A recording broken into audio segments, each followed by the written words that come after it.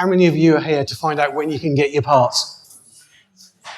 Nobody cares. Oh, well, We can go. that's it, right? Thanks for staying around. Like I said, really keen to have a chat with you, give you an overview of the semiconductor world. My name's Steve Drew. I'm the Network Director for TechNES. We're a trade organisation for the embedded systems industry, and we've got three members here. And actually, that's what I thought was quite interesting when I was looking at it. It says semiconductors. Which of you three are actually semiconductors? Is it a semiconductor though? What you guys do? Compound, but still semiconductor. But what I did think was interesting was, and I heard someone mention it earlier, was deep tech. What is deep tech? And it's one of those words, and for me, I think I was talking to Graham, it's where science meets technology. And I think actually we have that covered with all three of these guys. So without further ado, I'll let you guys do a quick introduction about who you are, your background, and your business. So obviously, ladies first. Thank you. Thanks, Steve. So good afternoon, everybody. My name's Caroline O'Brien. I'm CEO of Kubos Semiconductors. It's in the title.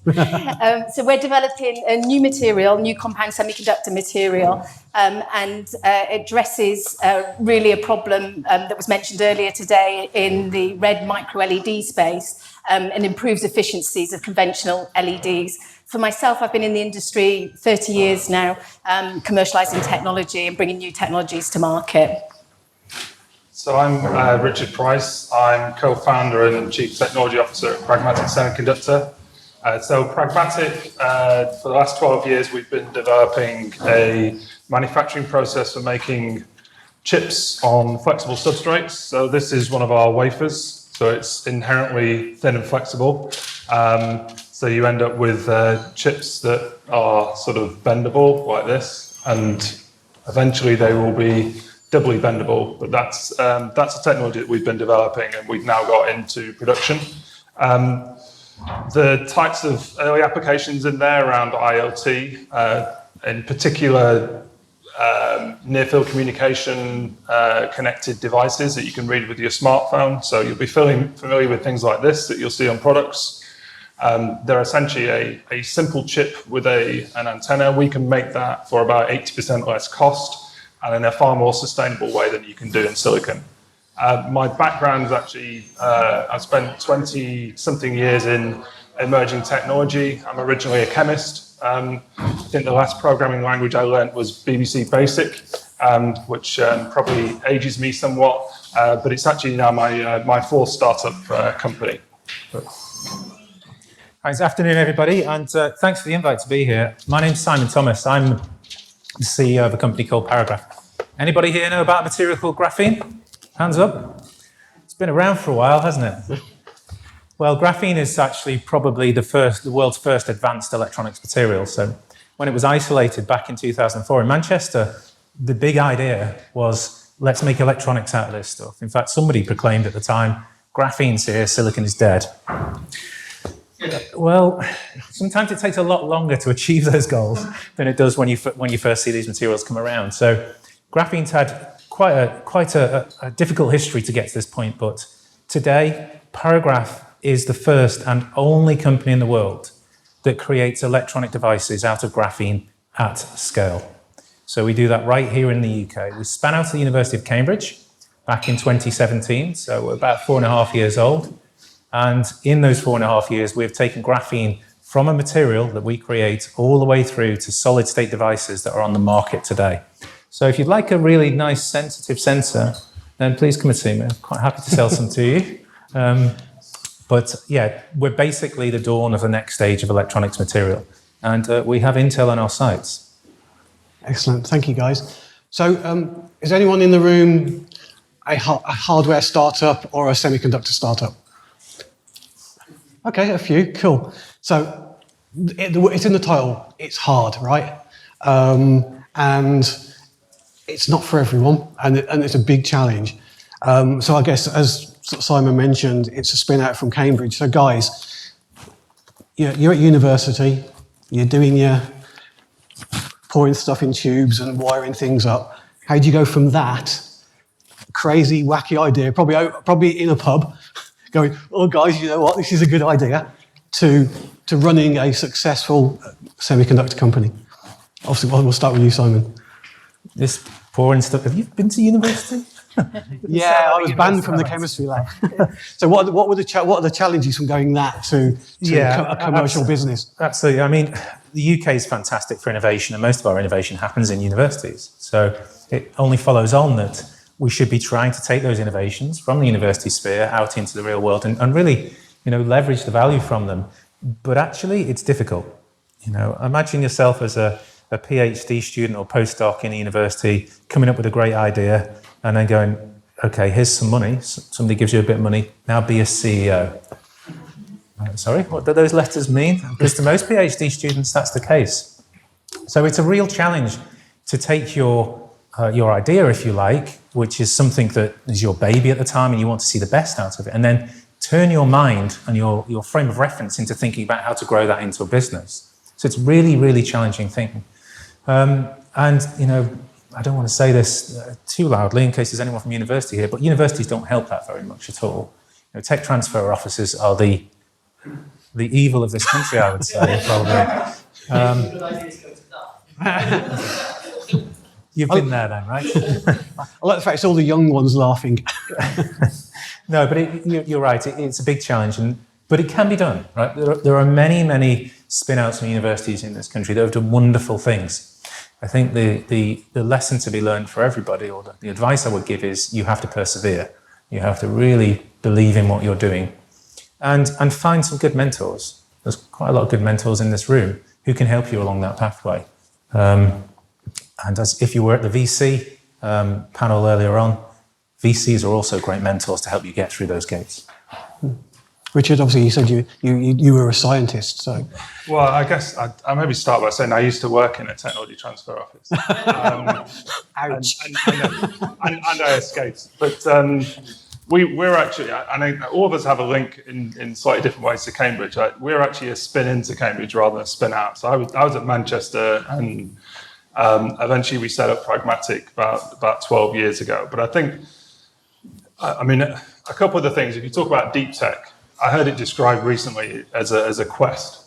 So I think the difference between engineering and deep tech, other than I went to an engineering show on Wednesday that Steve was at and I wore a jumper, and today I've got a t-shirt on. Yeah. The other difference is that deep tech is a quest. No one has been on that same journey that you're going to go on, because we're doing things that no one has done before. We're doing things because we want to go and solve the big challenges of the world, and we want to work with smart people, and we want to make that happen. And there's no roadmap for that. You can find mentors who've been on their own journeys, and they can help you to learn some of the lessons they've learned. But you're going to have to go on your own journey, which does require that tenacity and resilience, and there will be ups and downs, and you've got to get up and keep going. So I would say find people you trust and like, because you're going to be working with them through good times and bad times. And that also goes not just for people you're working with internally, but people externally, investors. Take the time to find the right investment. There are lots of people that will give you money. It's not easy in any of those cases, but you can take the wrong money and spend a lot longer actually rowing back from that than being a little bit more patient and finding the people that share your vision and will be on that for the long term. How do you see that? Because you work for a big company, and then you're obviously trying to now do that process. Yeah, so whilst Kubos is a spin out partly from Cambridge University, I actually joined the business as a CEO later. It's interesting when you look at the more sort of conventional, if there is a word, of conventional spin out from the universities. Because Kubos has had its own journey. And I think what's interesting is, whilst we still work very closely with Cambridge University, we've also developed relationships with Manchester University and Cardiff University as well. So, I think it's important, we've got good access to a lot of varied resource. So there's people thinking about different problems in the business that necessarily our funding today wouldn't be worrying about or concerning ourselves about. And then we've got other resources. So in Cardiff, for example, we work a lot with them on manufacturing. So that's looking at applicability to manufacturing and also how we process our own devices. So they're all looking at different angles. So we can use not only the people resources that are in the university, but also the equipment, which is, it's very expensive capital equipment. That's one of the problems of being deep tech. We're using, the cheapest is sort of 250,000 up to probably about 5 million. So these are not easy investments for any startup to take. So having those links and leveraging them is really important. There is a but, and the but really is, as with any partner that you'll work with in a business or whether it's a customer, whether it's a partner, whether it's a collaboration, that company or that business, or in the case of the universities, they have their own agendas and their own ways of working. And you do have to take some time to try and want to appreciate their challenges, but also to try and align with them. And there's a very simple difference, which is quite stark in my case, is the fact that, a project in a university is a successful project if you have findings.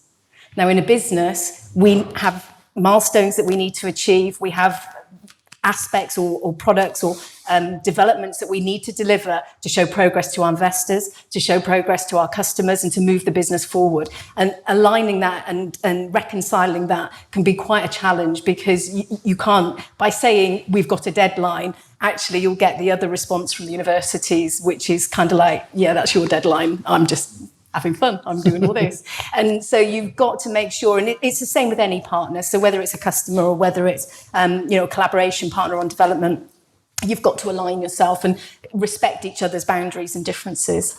Cool. Actually, as you were talking about, is there anything industry could do better to help that transition as a sort of a wider viewpoint?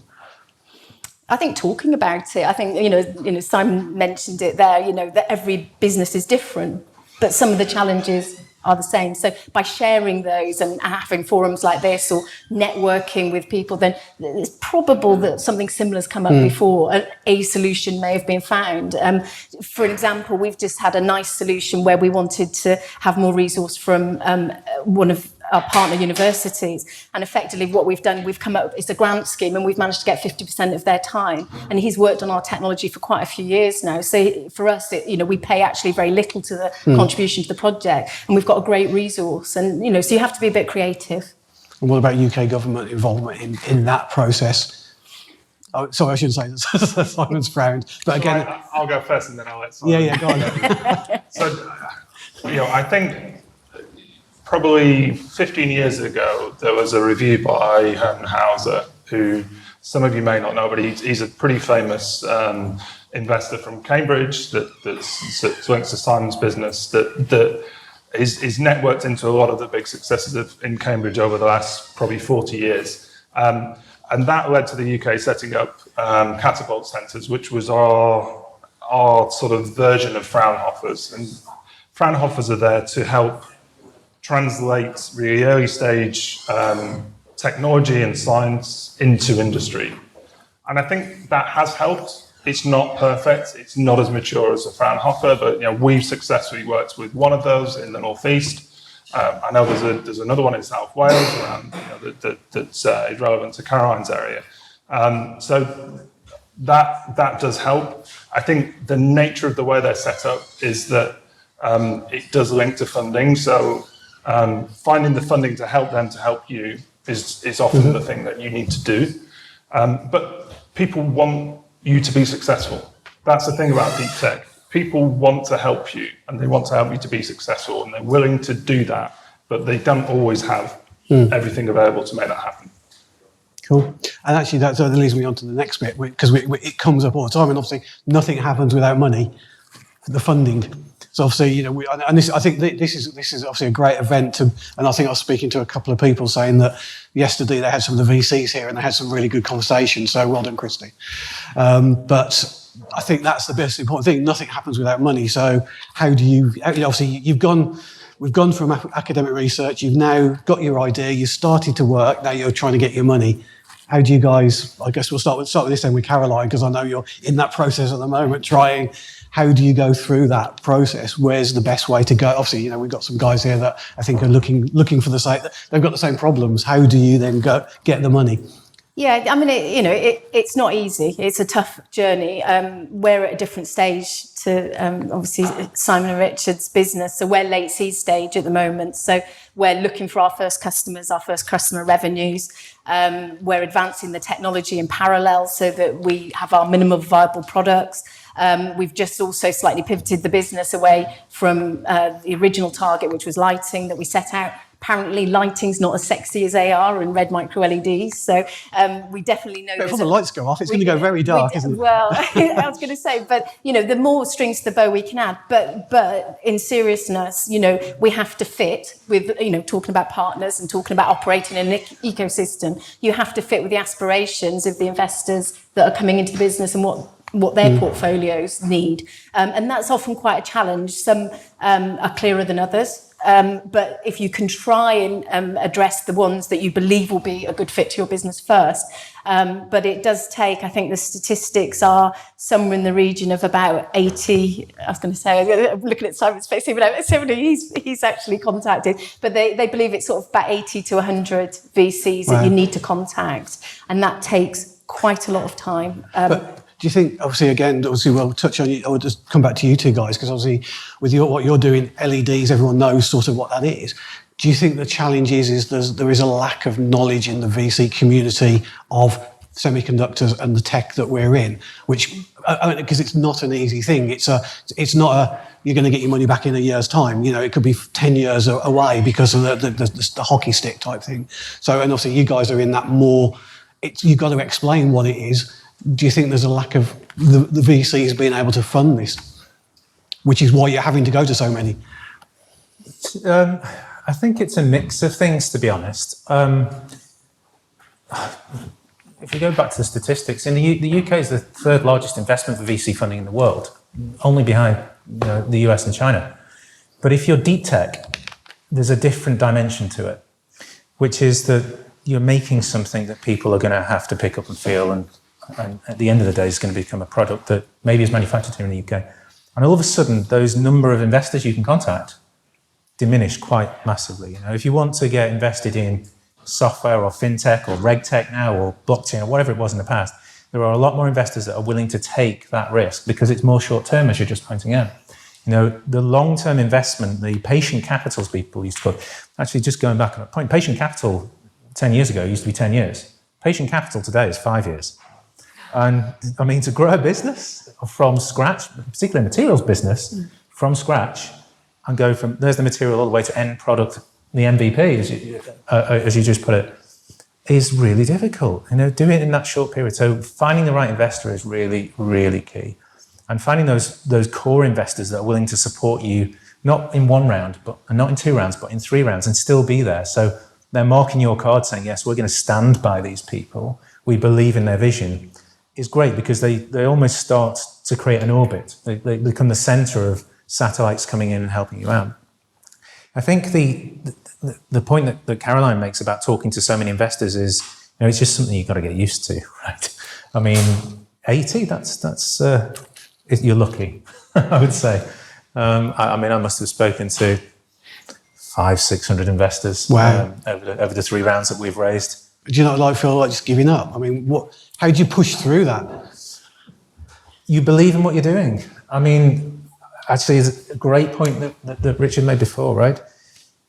We do this because we believe in it. We do it because it's a vision that we have, that we want to get something into the world. And if you don't have that at your core, then investors will see that. There's no doubt they'll get it out of you straight away. So if you've got that real belief, you've got that real vision, that it's something that you want to bring into realization, then speaking to 500 investors doesn't become a problem. It becomes tiring, of course it does. And the amount of times that they try to tell you shouldn't be running your business this way, you should be running it that way don't let them change your business plan, because that's the worst thing you can do. But there's lots of capital out there for great ideas. There's a kind of a myth going on at the moment that there's no money out there. That's not true. That's not true at all. You just have to be better You just have to be better than the person sitting next to you, because if you can do that, you can raise the capital. So basically, in this room, you're all enemies of each other and us. Yeah.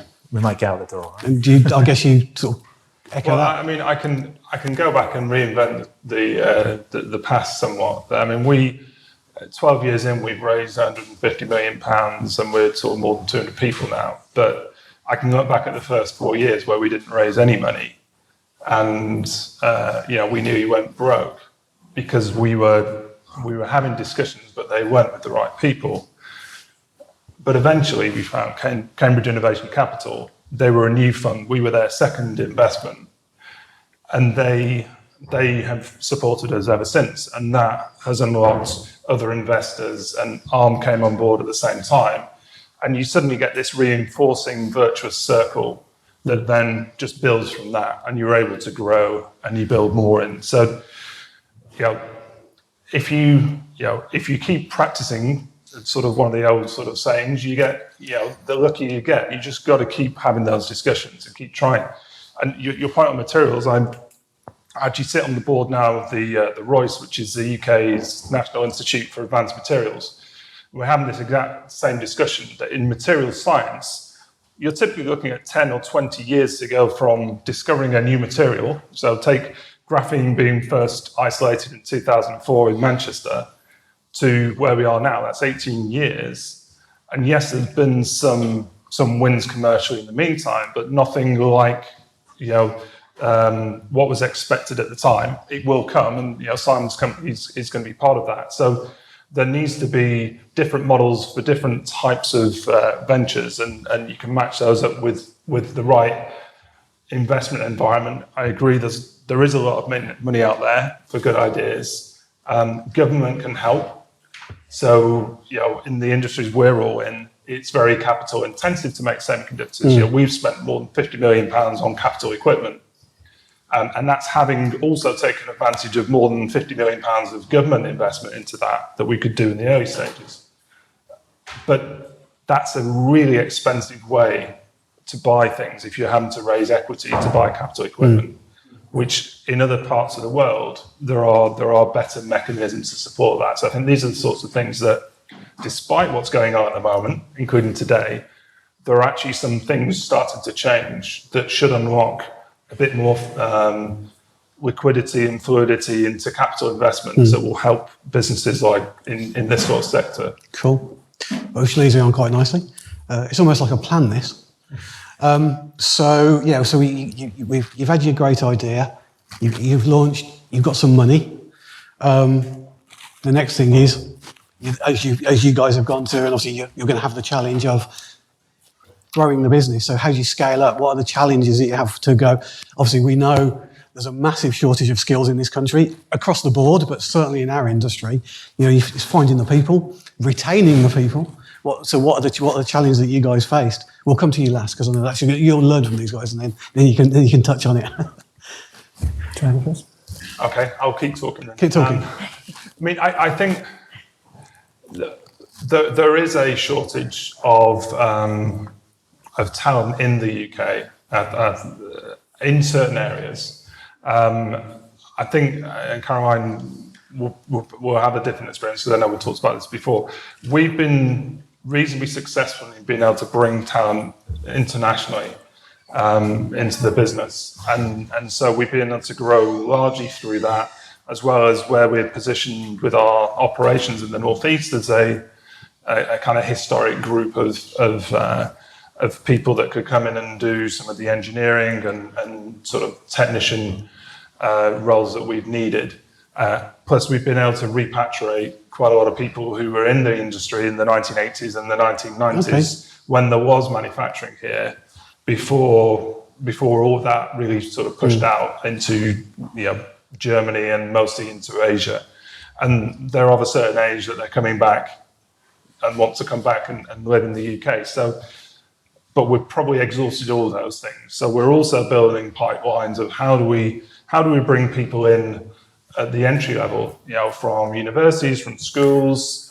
So we're looking at technical training courses that are specific. We're looking at links we've got links to many universities around the UK and across Europe and the US, and really sort of building that pipeline so that as we continue to grow and develop, we're not sort of just becoming a more and more aging workforce in that.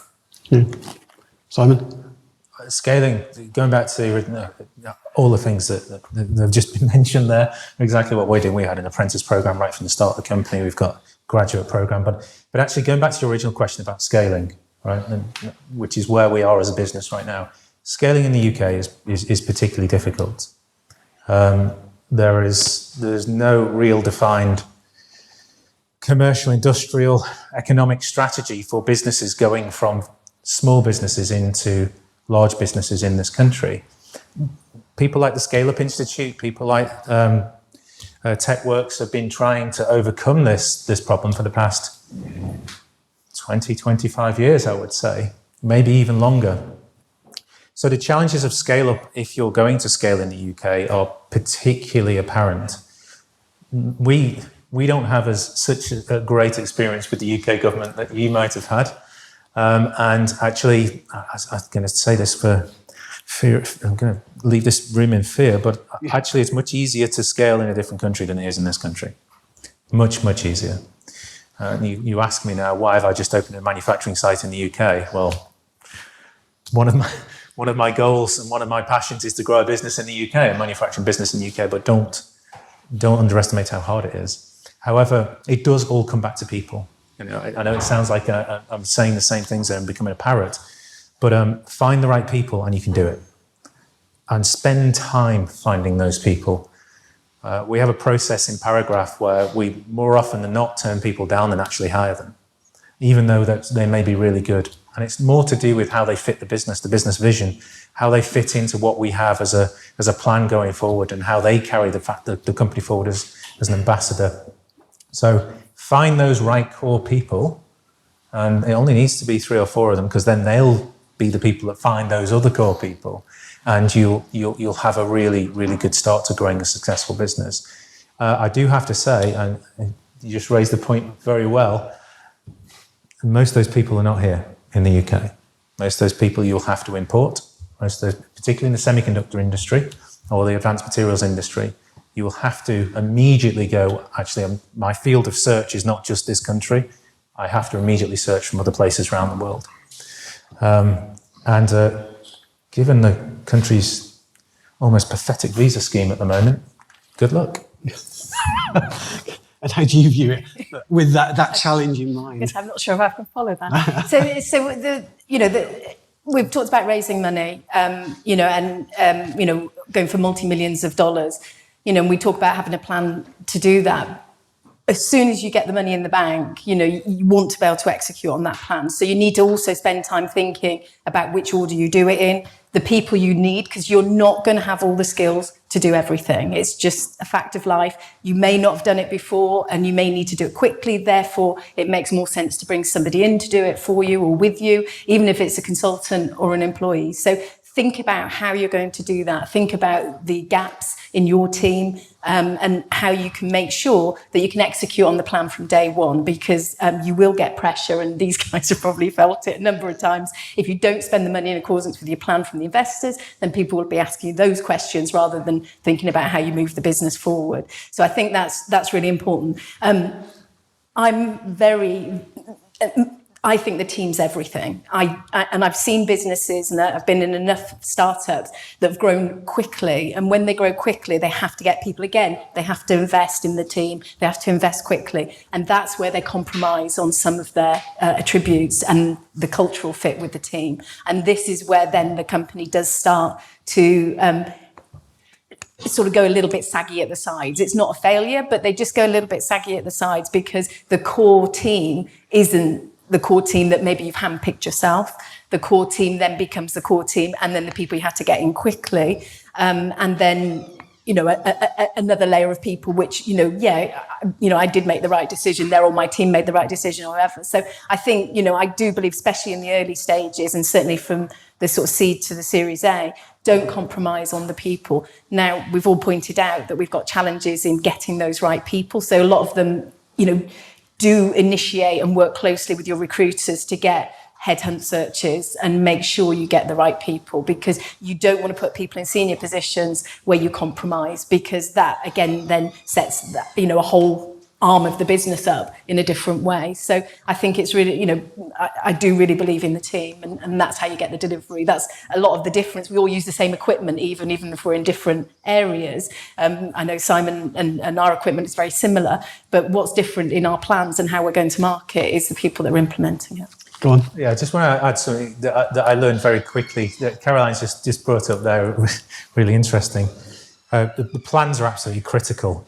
But one thing that happened in the first year of starting Paragraf is the anger of some of our investors that I wasn't spending money fast enough, which I couldn't get my head around, which is I've just raised money to grow a business, but I'm not spending it in line with the plan, therefore I'm not investing it in the way that they wanted it invested. Really?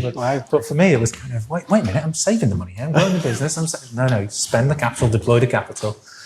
So yeah, that's something you should be aware of. It's just quite a strange quirk with VC investment, I think. And so this, obviously we talked about skills, and I know something that Caroline and I have talked about, she's been on a call with me about, but and it's quite nice that Caroline is 25% female of the group, but there is a massive shortage of engineers and a massive shortage of female engineers. It's 18%, I think, is very, very low.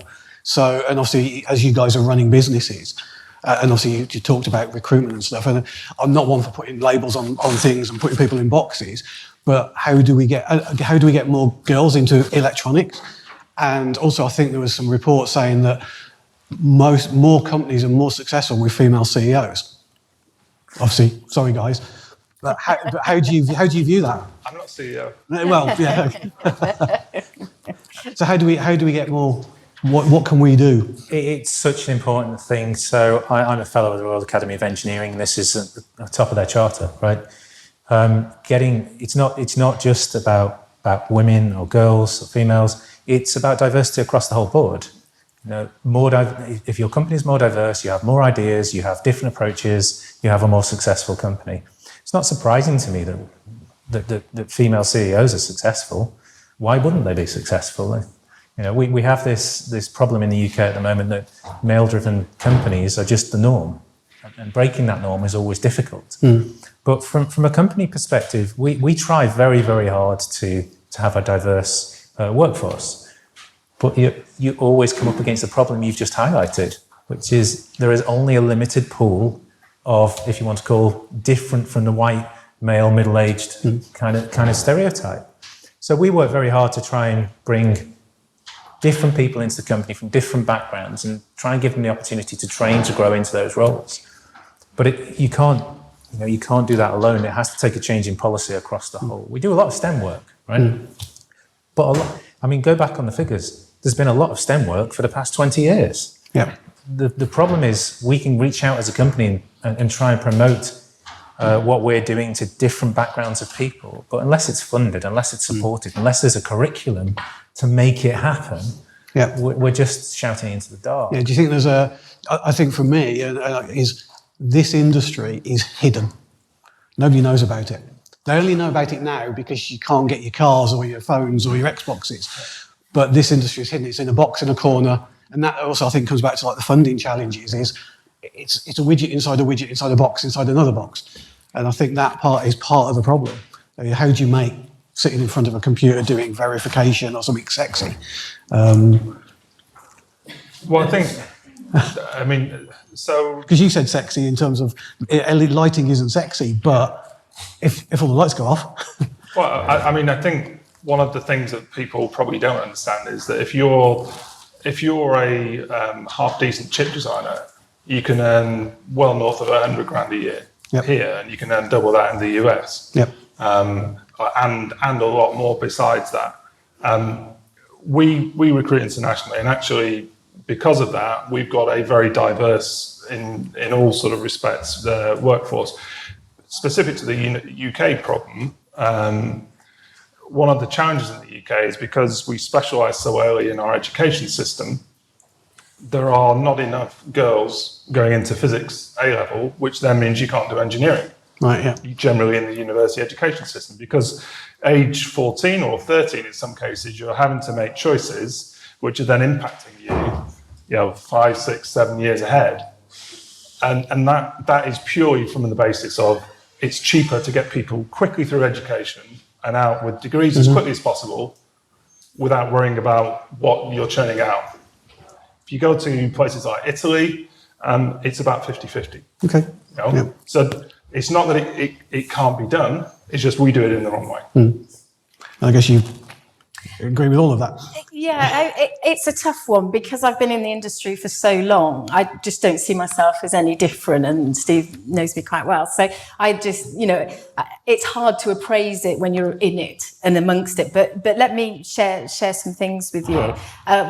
One of the events we were at, Rich and I were at recently, there's a lack of physics teachers in the UK, and that is going to hurt the industry for the next 10, 20 years, so that is a big problem. How do we fix it?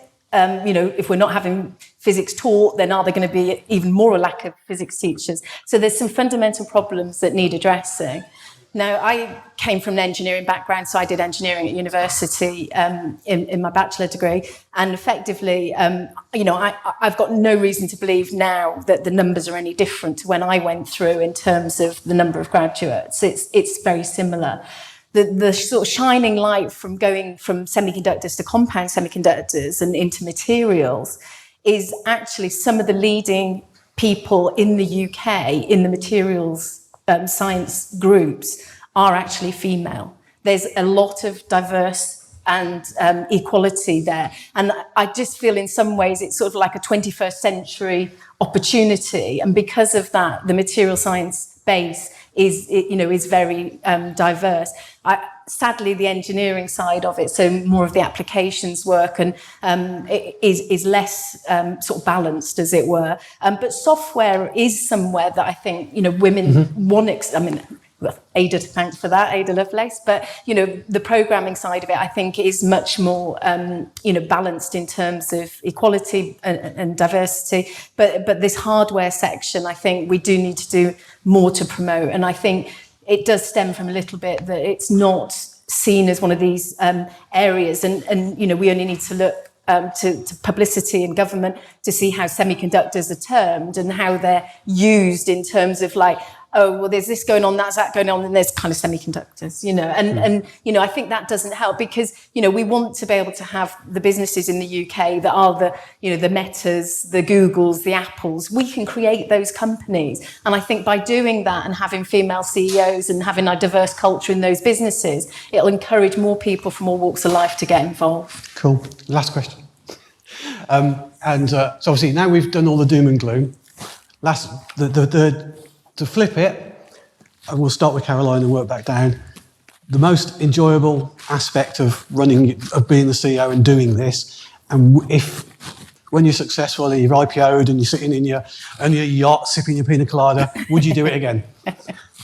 But the first one's quite easy for me. I actually had an investor ask me recently, why am I doing what I'm doing? And I think he expected me to say because of the big bucks and because I want to exit and make the money, which, okay, it's part of the plan. But the reason I do what I do, I love the thought of, whether it's my husband, whether it's, my parents, whether my brother, I love the thought that something that I've worked on in tech can end up in a product that they use. And I just think that's the coolest thing ever. And which is quite ironic because I'm actually not a tech geek. So don't ask that. But I just love the thought that something that, a chip embedded in there, in a device they're using, or an audio product. I ran an audio company for a while. That the products they're actually using has benefited from something that I've contributed to. And I just think that's so much fun. And so that's my motivation of why taking on the challenge with Kubos was just something I couldn't refuse, because I've got a chance to build something literally from the ground up. It's a material technology all the way up, and we'll all be using it in the next 5 to 10 years. Cool. And I think that's just my motivation and why I do it. And we're all different. Would I do it again? It depends what age I am when we exit. So I think maybe I probably would Take the pina After coladas. no, I'd love to stay involved. I love the tech sector, and I'd love to stay involved. But I think what I'd probably do is let somebody else run the company and just Be an investor. be there to support them. Yeah, absolutely. Richard? I guess probably two things. One, I like to help people to develop. And we've got, going back to the team, we've got a team of original 5 people still with the business after 12 years, and actually another person who has a 10-year anniversary today. And that for me is one of the biggest sort of sense of pride, is that we've been able to build a team and actually largely retain and continue to develop the culture, from that core. Why do I do it? To a certain extent, I do it because I can. I'm in a very privileged position that there are lots of people around the world who don't have this opportunity. So actually taking the opportunity because you can is almost an imperative. There are billions of people around the world who couldn't do this.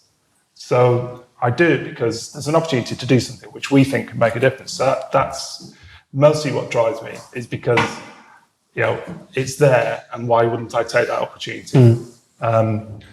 Would I do it again? Absolutely, I'd do it again. I want to rest, I think, at some point. Yeah. But I'd definitely do it again. Cool. Lastly, Simon? Well, to be at events like this, of course. Absolutely.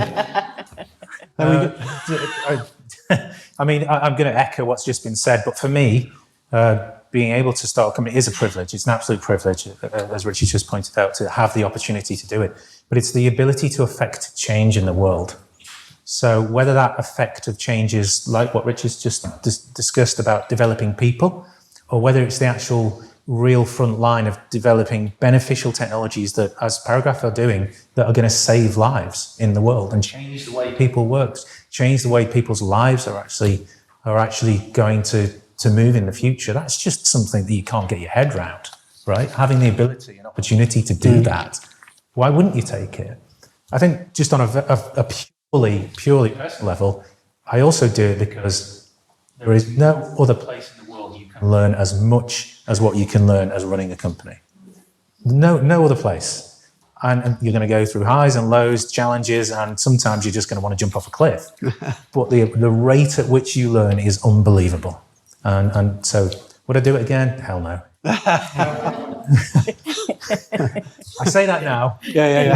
Just about to start raising a Series C fund. But yeah, I mean, the opportunity is just these types of things come along maybe once in your life. If you get a second chance to do it, I mean, then you're blessed, right? Yeah.